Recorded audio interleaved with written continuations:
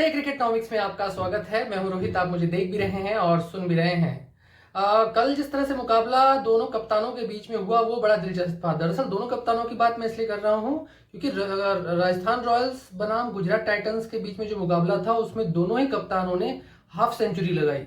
और देखिए, जब आप ध्यान से देखेंगे तो संजू सैमसन ने जहां 64-65 रन की पारी खेली, वहीं जिस तरह से शुभमन गिल की बड़ी पारी आई, मतलब वो लगभग 100 के करीब पहुंच रहे थे, उसने इस बात को साबित कर दिया कि वो कहीं ना कहीं गुजरात टाइटंस जो है उनकी टीम एज ले रही है राजस्थान रॉयल्स से, क्योंकि कप्तान लीड करता है फ्रंट पे। वो इस बात को दर्शाता है कि भाई हम कभी हार नहीं मानने वाले। और ये एटीट्यूड नजर आया जब लास्ट में गुजरात 13 ओवर के बाद का मैच शुरू हुआ। गुजरात ने जिस तरह से 13 ओवर के बाद मैच खेल रही थी, वो उसको देखकर ऐसा लग रहा था कि कहीं ना कहीं गुजरात पूरी तरह से अंतिम में ये मानकर चल रही है कि वो हारेगी नहीं। देखिए, एक इंपॉर्टेंट चीज बात ये रही कि जिस तरह से गुजरात ने फील्डिंग में कुछ दिक्कतें आई उसके, लेकिन उसके बाद बैटिंग में जिस तरह से उन्होंने उसकी भरपाई की वो बड़ा दिलचस्प था। खासकर उस समय जब बात अगर राजस्थान रॉयल्स की करें तो राजस्थान रॉयल्स की तरफ से आवेश खान बॉलिंग कर रहे थे। आवेश खान की भी पिटाई हुई है। आवेश खान ने भले ठीक ठाक ओवर 17 ओवर में डाला हो, लेकिन बाद में उनकी भी पिटाई हुई, उनके ओवर में भी रन आए।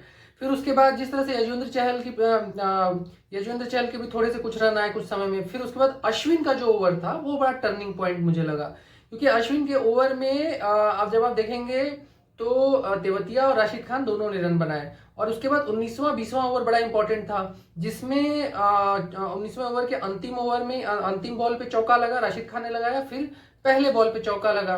फिर ये बहुत इंपॉर्टेंट लगा, क्योंकि जो जिस तरह की परफॉर्मेंस को लेकर प्रेशर था जो दोनों टीमों में, उसमें गुजरात टाइटंस जो है वो निखर कर सामने आई। हालांकि बॉल मुझे लगता है कि जिस बॉल जब अंतिम ओवर चल रहा था तो उसमें गुजरात टाइटंस ने राजस्थान रॉयल्स पर थोड़ा प्रेशर क्रिएट किया, और उसका नतीजा ये भी रहा कि फील्डिंग ठीक करने के चक्कर में राजस्थान रॉयल्स पर फाइन भी लग गया, लगभग संजू सैमसन पे 12 लाख का। तो कल को लेकर जो एक चीज समझ में आई वो ये कि राजस्थान रॉयल्स ना जो है वो थोड़ा सा कहीं ना कहीं रन को चेस करने के साथ साथ रन को डिफेंड करने की आदत भी उसे डालनी होगी। वो उस चीज में फिलहाल सफल नहीं हो पाई है, और गुजरात टाइटंस जो है वो अपनी हार से उभर कर अब आगे बढ़ी है।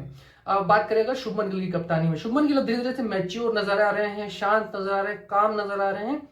ये एक बहुत अच्छी आदत है, क्योंकि राशिद खान जब अंतिम में बैटिंग करने के लिए उतरे तो शुभमन गिल उनके पास जाते हैं, उन्हें कुछ बोलते हैं। ये दर्शाता है कप्तान कितना बिलीव करता है और उसके बाद अपनी बातों को कन्वे करता है और प्लेयर्स के साथ। शुभमन गिल में बहुत ज्यादा कॉन्फिडेंट नजर आ रहा है। ये एक अच्छा संकेत भारतीय टीम के लिए भी है और फिलहाल में गुजरात टाइटंस के लिए भी, क्योंकि वो आने वाले टाइम में भी गुजरात टाइटंस के अलावा भारतीय टीम में भी लीड करने की संभावना उनकी भी है।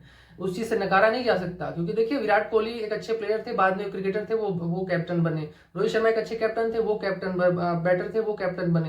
तो शुभमन गिल को तो और भी ज्यादा उसी लय के बल्लेबाजों में जोड़ा जाता है, उसी क्रम के बल्लेबाजों में जोड़ा जाता है। तो उसके लिए भारतीय टीम के लिए एक फायदे का सौदा रहा है जीटी में उनका कप्तान बनना। खैर, अब ये संजू सैमसन की बात करें। संजू सैमसन की तरफ से मुझे लगता है कि बॉलिंग चेंजेस ठीक ठाक नहीं रहे हैं। वहां खासकर स्पिनर्स का जो प्रभाव था वो नजर नहीं आया जिस तरह का प्रभाव नजर आना चाहिए। आवेश खान जो है वो निष्क्रिय नजर आए और उस तरह का प्रभाव उनका नजर नहीं आया। तो उसका एक हार का बड़ा कारण ये भी रहा। दूसरा, रन ठीक ठाक थे। रन मुझे लगता है कि बहुत ऐसा नहीं था कि रन की कमी थी। रन पूरा जितना चाहिए था राजस्थान रॉयल्स को उतना रन थे, लेकिन डिफेंड करने में बॉलिंग में जो चेंजेस थे वहां पर राजस्थान रॉयल्स ने धोखा खाया और फील्डिंग कुछ जगह पे बहुत ज्यादा मिस हुए हैं।